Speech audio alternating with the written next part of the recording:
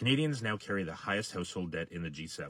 Families are sinking under the weight of credit cards, mortgages, loans. And look, I can relate, right? I was about to lose my home.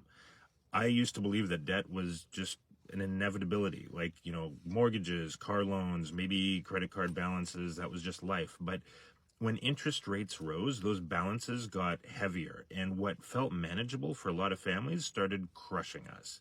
Household debt in Canada now sits at over 180% of disposable income. That means for every dollar earned, families owe nearly $1.80.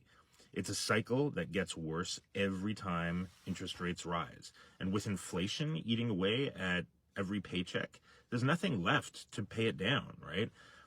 Families are drowning in interest payments, and it's not because they're irresponsible. It's because the system has made basic living unaffordable. And look, the myth is that debt is just the way life works. There's nothing I can do about it. And look, I thought that too, right? But accepting debt as a permanent thing is a trap, right?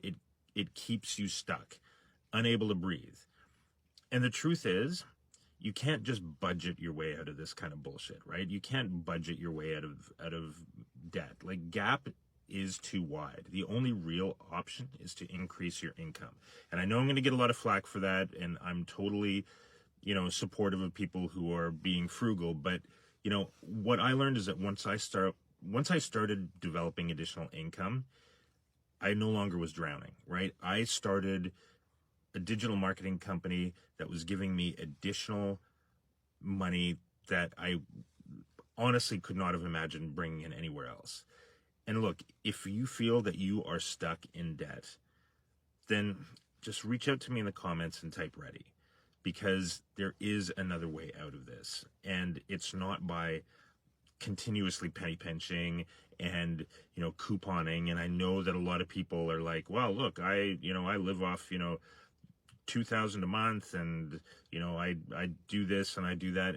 Look, celebrating a struggle is not something to be proud about. Okay, that's just not reality, right?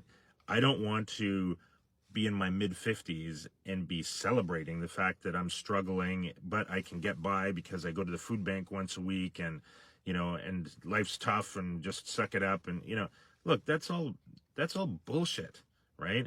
You don't want to celebrate struggle. You want to be able to celebrate the fact that you've figured out a way of bringing in additional income and you're living the best damn life that you want to live.